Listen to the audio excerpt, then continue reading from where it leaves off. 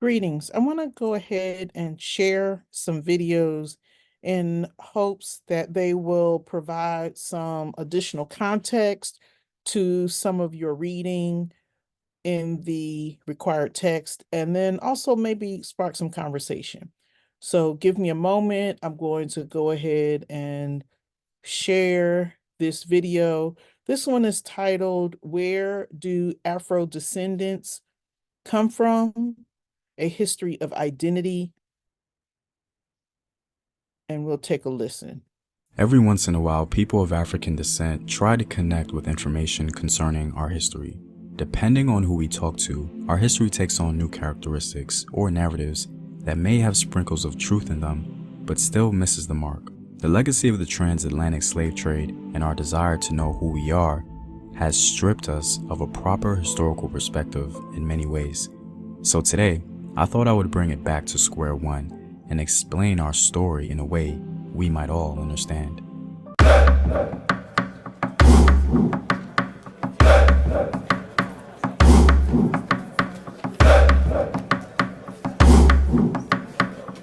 What up, African world? It's Home Team here, and welcome back to another video of African history, culture, and worldview. By supporting this channel on Patreon, you're helping in the creation of these videos and supporting this content. If you'd like access to full courses and sources, or you simply want to show your support, you may do so by clicking the Patreon link in the description box below. Over the years, I've encountered so many people in the diaspora who really don't understand our history, and there's absolutely nothing wrong with that, as we're all on a journey to learn. It only becomes a problem when we attempt to create new identities based on false or simply misguided information. Oftentimes, the blind spots of our history allows for elaborate explanations or straight up romanticism. We make a simple history very complicated because at times we don't want to be associated with the doom and gloom of the past. However, I think in the opposite way. A true understanding of our history, or our story, not only humanizes our ancestors but makes the history far less intimidating and confusing. The truth is not something to shy away from, but it's something to be understood. To begin, one of the most common fallacies I've been hearing all my life, and what I continue to hear even today, is the idea that we in the diaspora have no idea what tribe we come from. This statement is a fallacy because it promotes the idea that we descend exclusively from one African ethnic group, when that couldn't be further from the truth. The undercurrent of that statement can sometimes be nefarious because it suggests that since we can't identify a singular ethnic group from which we may have come from, there is no use in trying to connect with our roots or the African continent in general. Now, here is the proper historical lens. Over time, the transatlantic slave trade received Africans from all over West and Central Africa, and a few from Southeast Africa and Mozambique. But the overwhelming majority of enslaved people were from various African ethnic groups from West and Central Africa. Oftentimes, in order to discourage revolts on slave ships, Europeans would purposely mix and mingle Africans who spoke different languages so they wouldn't be able to communicate. And those who survived this perilous journey would then end up either in the Caribbean or the Americas. Later, their children would then begin to speak the language of whatever European nation colonized the region. So for example, no slave driver or nation ever said, "We want only Yorubas in the Caribbean and Bakongo in the Americas." If that were the case, our story would be very different. On another note, it's just unrealistic for enslaved Africans to have only interacted and have children with individuals in their own ethnic group once they arrived in the Americas or the Caribbean. That would have been nearly impossible because they were surrounded by other Africans who originated from different ethnic groups and regions entirely. So we have to be very careful about the statements we make and promote because it may not reflect a proper historical lens. Another statement I often hear, and one that I've been hearing my entire life, is the idea that Africans sold us into slavery. This is another one that can be used in a nefarious way because it also suggests that we should forget about Africa. And in a sense, the people that are there today are the bad guys, if you will, and can't be trusted. Now, if you've been watching my videos for a while, I've actually spoken about this. The history concerning the inner workings of the slave trade specifically is far more complex than we think. Anyone who promotes the simplistic idea that Africans sold us into slavery is really disregarding context. First, let's try and understand what they are trying to say when they make that statement. When someone says Africans sold us into slavery, they're suggesting that sometimes without even knowing that Africans all across West and Central Africa all ganged up on our ancestors and sold them into slavery. That there is a clear distinction between us and them. The problem with this logic is that it borrows from the previous fallacy concerning the idea that we descend from one singular ethnic group. The truth is far more complex than that, and one that was never really taught to us. Once you begin to actually study the history, you quickly begin to realize that we in the diaspora are the descendants of victims and victimizers. The Atlantic slave trade was very chaotic. At one moment, you can be an enslaver selling your war captives to a Portuguese ship, and then the very next day, you yourself can be enslaved. The reason for this is simple. Africa in general is a very diverse continent with thousands of different people who never identified with one another because they spoke different languages and had different religions and cultures. There was no Pan-African identity in the continent in those times, or ever for that matter. In West Africa, for example, once the larger empires of Mali and Songhai fell, various ethnic groups were now free to advance their own expansionist agendas, and the fall of the larger empires which kept other ethnic groups in place created a period of warring hybrid kingdoms who wanted to gain a stronghold over the region. They attempted to do this by creating wealth. One of the ways of creating wealth, so they thought, was through selling war captives to Europeans along the coast. Now, via hindsight, it was simply an unequal exchange. Each kingdom with different ethnic groups would compete against each other to acquire wealth and attempt to expand, and those kingdoms that refused to sell enslaved people to Europeans would just be victims of the African kingdoms who would. So one day, Kingdom A can be doing the majority of the slave raiding, and Kingdom B retaliates in an attempt to survive, not only economically but also physically, and they proceed to do slave raids on Kingdom A. Those victims over time from Kingdom A and Kingdom B, i.e., our ancestors, would not simply be victims of Kingdom A, they would be descended from victims and victimizers of both kingdoms, A and B, both of which comprise of different ethnic groups. To give you a concrete reference, I like to use the example of Ayuba Diallo, the Fulani man from Senegal who was on his way to sell his Mandinka or Mande captive, and ironically got captured by the Mandinka himself and sold into slavery. In essence, Ayuba Diallo was the victimizer, but very quickly became the victim. His case isn't unusual because countless African people throughout West and Central Africa participated in slave raiding and then in a moment became enslaved. Another example I like to give is the Kingdom of Dahomey. The people of Dahomey for a very long time were oppressed by the Yoruba state of Oyo. The Yoruba would raid their region and enslave any person they could find, including women and children. The Kingdom of Dahomey, ironically, was greatly advanced during this time as they began resisting. For example, you only became a king in Dahomey because of your prowess in war. This speaks volumes concerning the condition they were in as a people. In fact, one of the many reasons why the legendary Mino, or so-called Dahomey Amazons, grew in number was because of the woman's desire to protect her children from slave raids.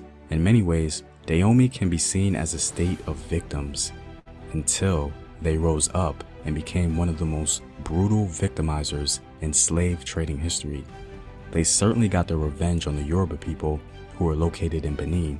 In fact, many of the Yorubas who were enslaved in Brazil were there because of the state of Dahomey. Given this historical fact, it's obvious that many people in the diaspora descend from both the Yoruba and the Fon people of Dahomey, both of which are victims and victimizers. If we study the Atlantic slave trade from a proper historical perspective, it becomes far more complex, leaving little to no room for absolute statements. But anyway, the point of this was to give you guys a more foundational understanding into our history so that you can use it as a format for your own studies. Context is important, and we have to be able to pull from it, especially when trying to understand our story. Well, I'm all out, guys. If you like these videos and want to help in its continued production, consider supporting the home team on patreon.com. The link is in the description box below. Know thyself. Remember your ancestors. Peace.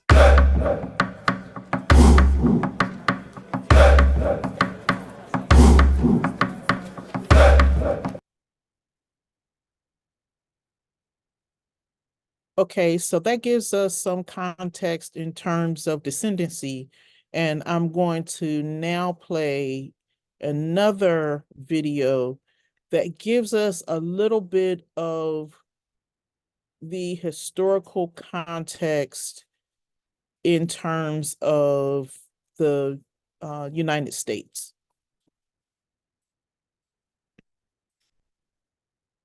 This is history of the civil rights movement in America, standing up for freedom. And this was, standing up for freedom on the Learning Videos channel. But it does provide a little bit of context going back to enslavement.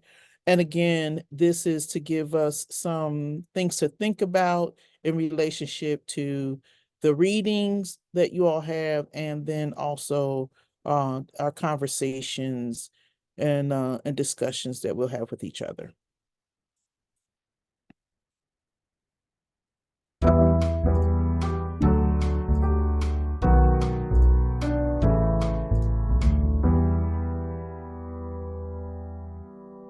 Today, it's not unusual to see everyone taking turns drinking from a water fountain.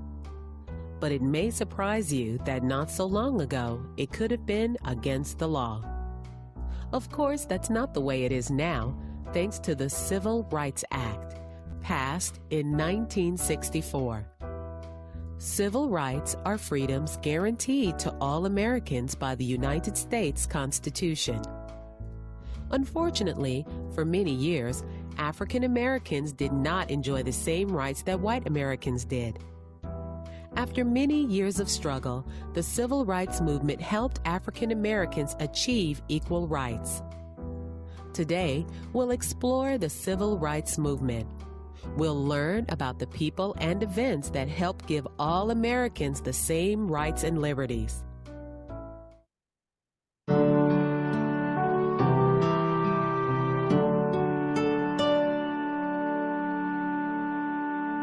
When people talk about the civil rights movement, they are usually referring to the protests that took place during the 1950s and 1960s.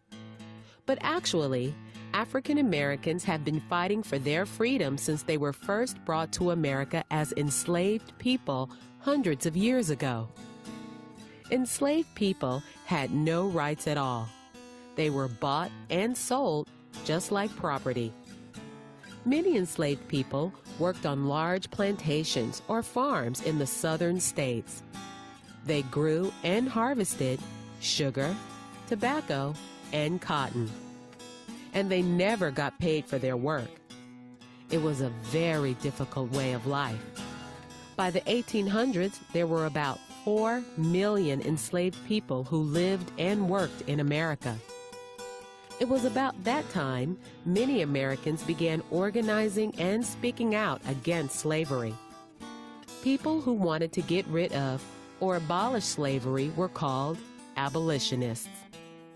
An important abolitionist of the time was William Lloyd Garrison, who lived in Boston, Massachusetts.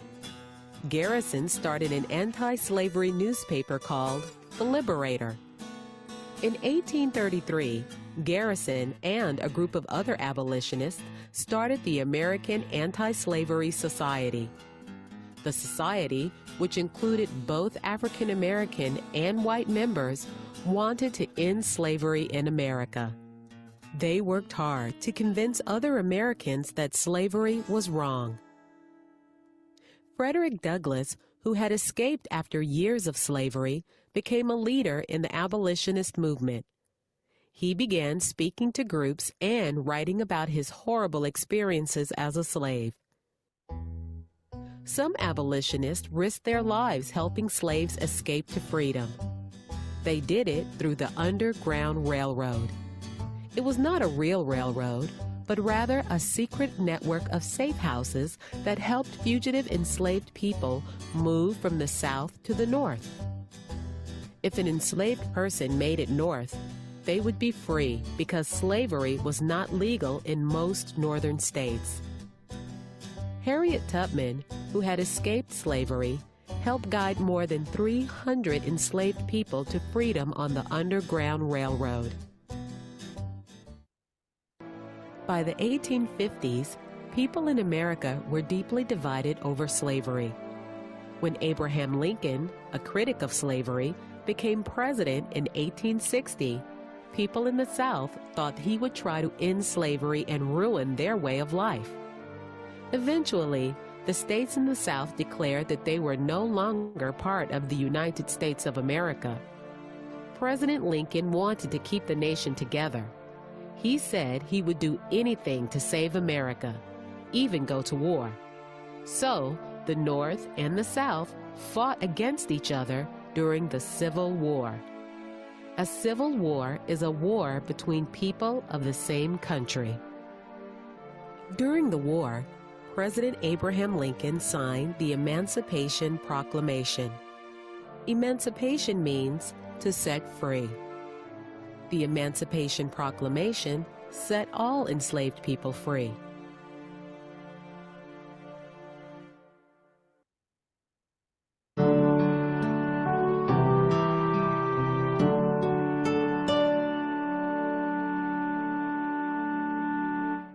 Right after the Civil War, many Southern states passed laws to keep African Americans apart or segregated from white people.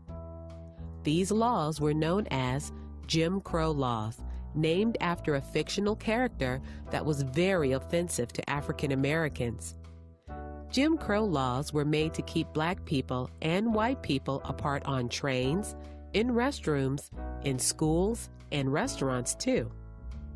In 1896, Homer Plessy challenged the Jim Crow laws by sitting in a railroad car reserved for white passengers. He was arrested and found guilty of breaking Louisiana's segregation laws. He appealed to the Supreme Court in a case called Plessy versus Ferguson. But in 1896, the Supreme Court ruled that segregation, or keeping blacks and whites apart, was legal. It was known as the separate but equal doctrine. Things were kept separate, but they definitely were not equal, especially schools. White children went to modern schools and had lots of books, supplies, and teachers. Many African American children went to schools that were run down, one-room buildings with no electricity or running water. They had very few books, teachers, and supplies. Segregation in the northern states was different. There weren't laws stopping whites and African Americans from eating in the same restaurants or using the same bathrooms or going to the same schools. However, separate neighborhoods kept schools segregated. In 1909, W.E.B. Du Bois and other African American leaders formed the NAACP, the National Association for the Advancement of Colored People. The organization fought for equal rights for African Americans, and they started by challenging segregation. NAACP lawyers brought segregation cases before the Supreme Court. Slowly, things began to change. In 1947, Jackie Robinson became the first African American baseball player to play in the major leagues. Before that, players could only play in leagues of their race. In 1948, President Harry S. Truman ended segregation in the armed forces. Until then, African American and white soldiers served apart. Then, in 1954, Thurgood Marshall, an attorney for the NAACP, argued the case of Brown versus the Board of Education to the Supreme Court. It was about a child named Linda Brown who wanted to attend the school in her neighborhood, even though she was African American. The Supreme Court overruled Plessy versus Ferguson and decided that it was no longer legal for students of different races to be kept in separate schools. But many people called segregationists wanted to keep people apart. Some joined the Ku Klux Klan, a group that used violence to frighten African Americans from exercising their civil rights. Some schools didn't want African American and white children to be taught together or integrated. In fact, sometimes when African American students tried to enter all white schools, protests would occur. In many cases, the police or National Guard tried to make sure that all students entered safely. However, despite the intimidation and struggle, the civil rights movement continued.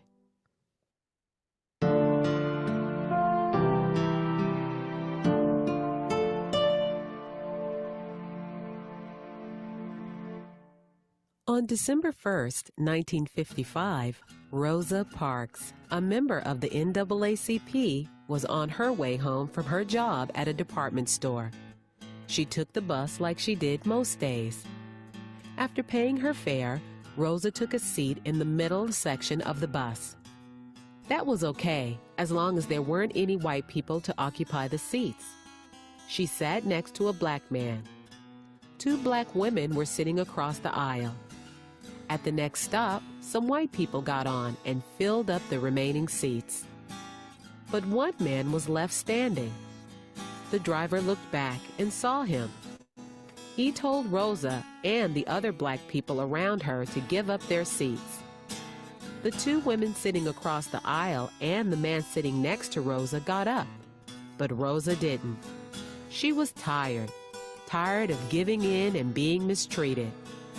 The bus driver told her again to move, but Rosa refused. Eventually, 2 policemen came, arrested Rosa, and took her to jail. The NAACP had wanted to challenge the bus laws for many years. They called for all African Americans in Montgomery to boycott or stop using the buses on the day of the trial to show support for Rosa. At her trial, the judge said that she had broken the segregation laws. Outside, the boycott was successful. The buses were empty. The African American leaders of Montgomery formed a new organization called the Montgomery Improvement Association, led by Dr. Martin Luther King, Jr.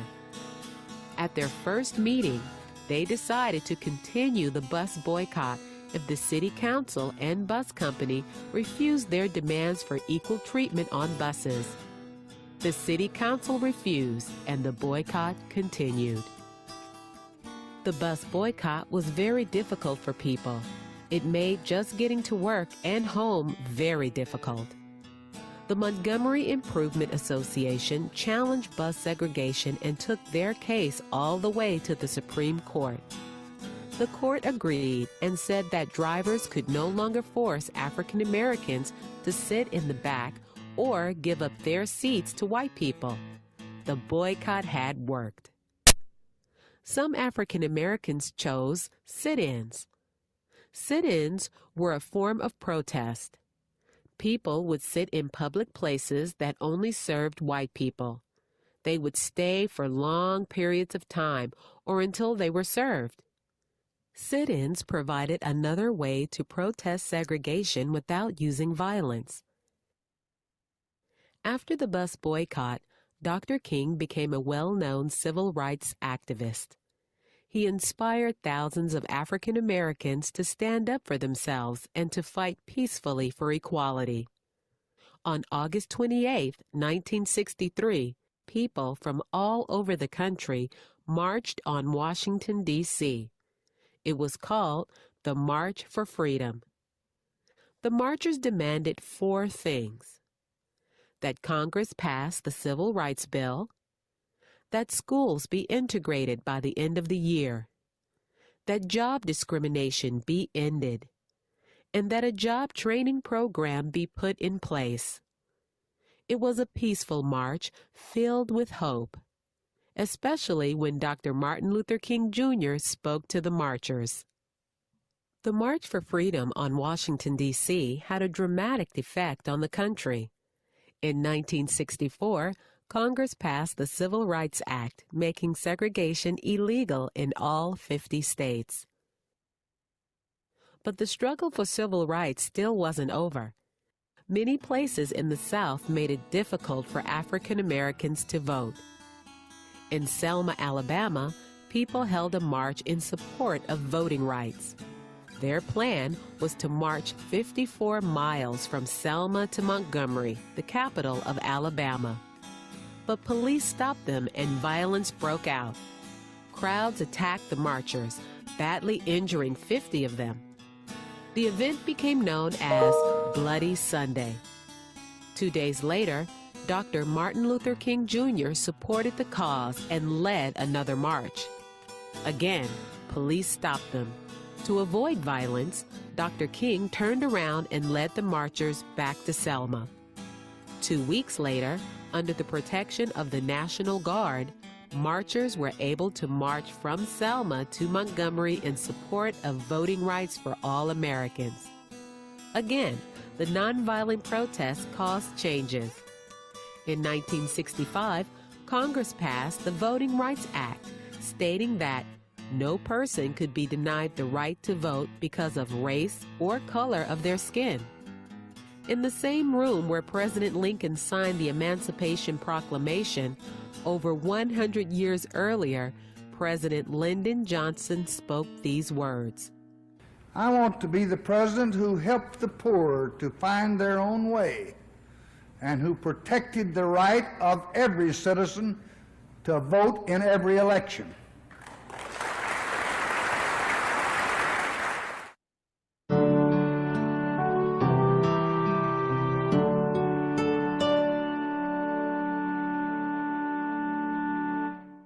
We've seen that African Americans struggled for civil rights for a very long time. The truth is that almost every minority group has, at one time or another, suffered from inequality and discrimination. For example, there was a time in America when women were not allowed to vote. The women's suffrage movement protested for many years for a woman's civil right to vote. Suffrage means the right to vote. Finally, Congress passed the 19th Amendment granting women the right to vote. And for many years, people with disabilities were subject to discrimination. Finally, in 1990, the Americans with Disabilities Act was passed. It is now illegal to discriminate against people with disabilities. Today, we all enjoy the civil rights that so many people have fought for so long. There have been many success stories in the struggle for equality and civil rights. Yet, there are still groups of people who are discriminated against in America. As Americans, we must continue to carry on the work of leaders like Rosa Parks and Dr. Martin Luther King Jr. We must make sure that we treat people equally and fairly, and we must respect one another's differences.